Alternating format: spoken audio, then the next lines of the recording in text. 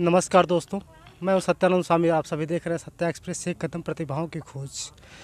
लेकिन आज प्रतिभाओं की खोज करने नहीं, मैं एक ऐसे जगह पहुंचा हुआ हूं जिस बीमारी का नाम सुन करके बहुत से लोगों के चेहरे पर झुर्रियाँ पड़ जाती हैं। जिस रोग से लोग डरते हैं, उस रोग की वजह से आज परमानंदपुर में एक हादसा हुआ, जो पूरा परिवार आज शोकाकुल में डूबा हुआ है। आज हम मौजूद हैं परमानंदपुर में। साथ ही जिस परिवार के विषय में मैं बात कर रहा हूँ, उस परिवार के मेन कर्ता धर्ता पूज्य पिताजी हैं, और इनसे हम चर्चा करें कि किस वजह से, कैसी ये रोग, जिस रोग से इंसान डरता है, नाम लेने से डरता है, आइए हम इसे रूबरू करते हैं और जानते हैं कि क्या आपको सावधानियां बरतनी चाहिए। तो पहले तो आपका स्वागत है पिताजी। हम चाहेंगे कि हमारे दर्शकों को अपना परिचय देते हुए ये थोड़ा सा बताएं, थोड़ा सा अपना नाम बताएं। रामकृत राम, परमानंदपुर नियमा, मानपुर, जंगीपुर, गाजीपुर से हूँ मैं। मेरा लड़का शिवदत्त भास्कर जो 22 साल का रहा, और उसके लिए मैं एक अच्छी योजना लेके चल रहा था कि मैं जब सेना से रिटायर हुआ था 2007 में, तो प्राइमरी में कक्षा 4 में पढ़ रहा था, लेकिन इंग्लिश मीडियम से पढ़ाने के लिए दोबारा उसको एलकेजी से लेकर 12th तक जंगीपुर आर्यन पब्लिक स्कूल में पढ़ाया। अच्छी कुशल उनका एजुकेशन ज़िंदगी रहा। इसी बीच में एसएससी की तैयारी करने के लिए उन्होंने 2-3 बार इलाहाबाद गए, और साथ में ही उन्होंने एनडीए में जाने का भी सोच रहा। एनडीए में जाने का विचार रहा। जैसे कि पिताजी कह रहे हैं कि मैं शुरू में आर्मी में थे, आप आर्मी से रिटायर्ड भी हैं, और उनके बच्चे, जिनके बात मैं करूं, जिनकी वजह से आज ये पूरा परिवार, जितने भी आप पीछे देख सकते हैं लोग, उनकी है श्रद्धांजलि में उनका नाम मैं बताना चाहूँगा। उनका नाम है शिवदत्त भास्कर। राहुल उनके प्यार से बुलाते थे लोग। पिताजी ये बताइए कि जैसे आपने बताया कि आपके बच्चे की सोच रही है बहुत कुछ करने की जी, ये जो बीमारी के बारे में जिक्र करना चाहते हैं हम लोग, अभी दर्शक ये सोच रहे हैं कि किस बीमारी के बारे में बात, वो कौन सी बीमारी थी? कि बीमारी तो बीएचयू से जब हम निकले थे, जब टाटा मेमोरियल में ट्रांसफ़र हुआ जी, उसी टाइम कुछ डॉक्टरों का सलाह थी कि इनको शायद बोन मैरो चेक कराया जाए। जी, जब बोन मैरो चेक कराया जाएगा तभी इसका क्लियर हो पाएगा कि नहीं है क्या। जी, जब बोन मैरो को रिपोर्ट 15 दिन बाद आई है, तो उसमें कुछ कैंसर के लक्षण दिखाई दिए। कैंसर के लक्षण, यानी इसको कहा जाए कि आम भाषा में जिससे लोग डरा करते हैं, ब्लड कैंसर। जी, जिससे इंसान डरता है, क्योंकि अब मैं बोन मैरो की भाषा सभी लोग नहीं जान सकते। बात करेंगे तो अक्सर लोग कहते हैं कि ब्लड कैंसर।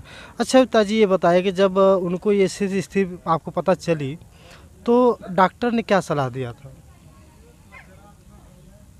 डॉक्टर ने सलाह को दिया, इनका दिन प्रतिदिन हीमोग्लोबिन कम होते गया, प्लेटलेट्स बरकरार रहा, टीएलसी बढ़ता गया, जिसकी वजह से शरीर में ब्लड की आवश्यकता पड़ने लगी। ब्लड कम होने लगा, या ब्लड कम बन रहा था शरीर में, ऑटोमेटिक ब्लड कम होता चला गया। जी, ब्लड कम होने की वजह से आप दोस्तों देख रहे हैं कि वह उस बीमारी के बारे में बताया जा रहा है, जिस बीमारी के बारे में जिक्र की जा रही है कि दिन प्रतिदिन ब्लड उनका कम होता जा। अच्छा, जब आपको जांच के अनुसार पता चला होगा कि ब्लड जो है कम होता है, उनके जो शरीर में कुछ चेंजिंग आता वो नज़र आया आपको? जी, शरीर में वीकनेस और सूजन आना शुरू हो गई थी, थकान आनी शुरू हो गई, जैसे कि उनको उल्टियाँ शुरू हो गई,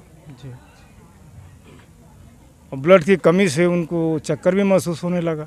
अगर ज़िंदगी में उनके साथ भी कोई ऐसा हादसा हो तो उन्हें क्या बचना चाहिए, क्या ज़रूरी है, कैसे समझा जा सकता है? बच्चे का अभी तो हम अपने ऊपर खुद नहीं कर सकते, खाने पीने का हमने फुल उनको कोशिश किया, लेकिन कहीं न कहीं अभी लोग बाग तो इस नाम भाषा में कहते हैं कभी चोट लगा होगा इनको, कि शुरू हुआ था इनके पैर की पेलड़ी से। पहले इन्होंने महसूस नहीं किया, सोचते थे कि रोज़ हम अगर 5 किलोमीटर 10 किलोमीटर वॉक करते हैं, दौड़ते हैं, उसकी वजह से दर्द कर रहा होगा। नई उम्र थी, उन्होंने इसको जाहिर नहीं किया, शायद नया खून था, रोज़ 10 किलोमीटर दौड़ लेते थे, लेकिन उनको शायद ये दर्द धीरे धीरे अब चेस्ट के ऊपर बढ़ गया। चेस्ट के ऊपर बढ़ गया। फर्स्टली उनको एपेक्स बनारस में भर्ती कराया गया। वहाँ से क्लियर हुआ कि भाई ब्लड कम बन रहा है, शरीर में पानी बन रहा है।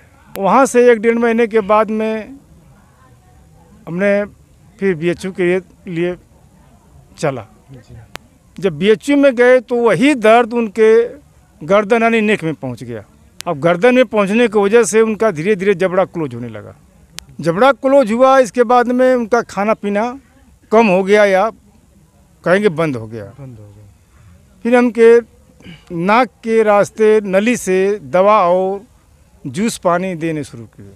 BHU बनारस को पता लगा कि भाई इनको कुछ उसकी शिकायत है, तो उन्होंने बोला कि इसका तो इलाज भाई मेरे पास है नहीं, अब इसके लिए भाभा कैंसर लहरतारा वाराणसी में ट्रांसफ़र किया जाता है। वहाँ 15 दिन एडमिट करने के बाद तकरीबन 3 OPD देखा हमने उनका, लेकिन इनके दर्द में कोई कमी नहीं आई। दर्द लगातार बढ़ता गया या वहीं पर रुका रहा, लेकिन दर्द रहा, क्योंकि इनका हर आधे घंटे बाद फीवर का टेम्परेचर 2 से 3 हो जाता था। और फीवर के टेम्परेचर से शरीर में खाना पीना इनका वैसे भी टूट जाता था। चूँकि हमारे यहाँ बनारस में कैंसर का एक ही हॉस्पिटल होने की वजह से बेड का अभाव है, और हमें लोग OPD पर ही चलते रहे। उसी में दौरान एक करिश्मा हुआ कि हमने एलोपैथ के साथ साथ में होम्योपैथ का भी सहारा लिया। अब ये दोनों का हमें रिजल्ट बहुत बढ़िया लगा, और उसमें 90% रिजल्ट मिला कि बच्चे एकदम स्वस्थ हो गए। फिर उसी दौरान हमने एक रिपोर्ट अलग से फिर मंगाया कि भाई अभी बच्चा कैसा है, उसको देखा जाए। हम उससे असावधान नहीं थे, सावधान थे, जग रहे थे। हम देख रहे थे कि बच्चा स्वस्थ है, लेकिन हमारा मन स्वस्थ नहीं था। हमने बीच में इनका ब्लड रिपोर्ट मंगाया। अब उस ब्लड रिपोर्ट में इनको फीवर, जैसे आम भाषा में कहते हैं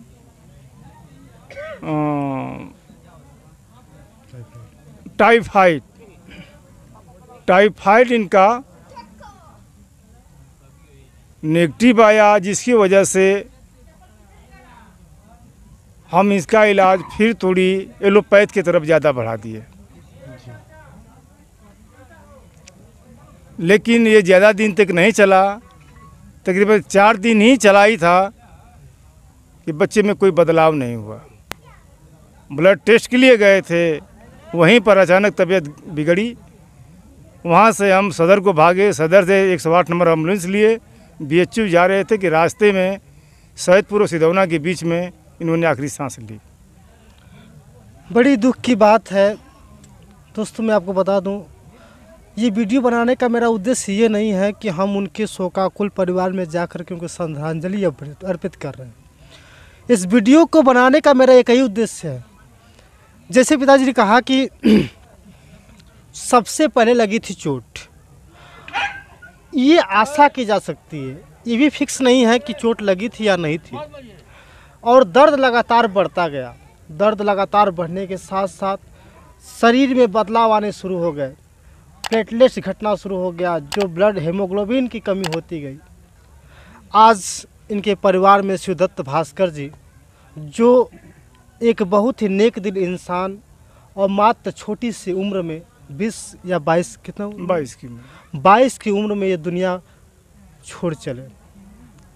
अगर आपके भी ज़िंदगी में कोई ऐसी घटना आती है, आपके भी शरीर में थोड़ा सा बदलाव होना शुरू करता है, तो सबसे पहले मैं ये चाहूँगा कि आप लोग तुरंत हॉस्पिटल में भर्ती कराएं और उसका सबसे पहले जांच ज़रूरी है, क्योंकि मस्ट है, जांच मस्ट है इसके लिए। जब तक आप स्वस्थ आदमी हो चाहे निरोग हो, अपना मंथली वो जांच कराए, जांच करवाएं, क्वार्टरली या मंथली हाफ ईयरली जरूर जांच कराए, क्योंकि छोटी सी चूक आपको भी, आपके परिवार में भी कहीं न कहीं शोक पैदा कर सकती है। तो आप लोगों से यही उम्मीद करता हूँ कि आप लोग सुखी रहें, स्वस्थ रहें और सुरक्षित रहें। तो इसके लिए आपको ज़रूरी है कि हर महीने, हर साल में कम से कम 3 बार 4 बार अपने शरीर की जांच करवाएं। ये तो रही इस रोग की बातें, लेकिन गांव के भी कुछ लोग यहाँ पे मौजूद हैं और हम जानते हैं शिवदत्त भास्कर की जीवनी के बारे में कि कैसा उनका व्यवहार रहा है यहाँ के बारे में। सर, आपका स्वागत है। साथ आप हमारे दर्शकों को बताएं कि शिवदत्त भास्कर जी के बारे में। जी, शिवदत्त भास्कर जी बचपन से ही प्रतिभाशाली थे, पढ़ने लिखने में उनकी लगन थी और कुरीतियों से हमेशा दूर रहे हैं। कोई किसी प्रकार की शिकायत नहीं रहती थी, हमेशा वो आगे बढ़ने की सोचा करते थे। उनकी प्रतिभा को देखते हुए उनके पिताजी हमेशा उनको आगे बढ़ाने की सोचते रहे। जहाँ तक कि एक नॉर्मल परिवार में लोग जो है कि प्राइवेट कॉलेज में पढ़ा नहीं पाते हैं, इतना एफोर्ड नहीं करते हैं, लेकिन उनकी प्रतिभा को देखते हुए आप इंग्लिश मीडियम से पढ़ाए जंगीपुर में और आगे भी पढ़ाते चले गए। जहाँ भी उनकी महत्वाकांक्षा थी पहुँचने की, आप उसमें भरपूर सहयोग करते गए। लेकिन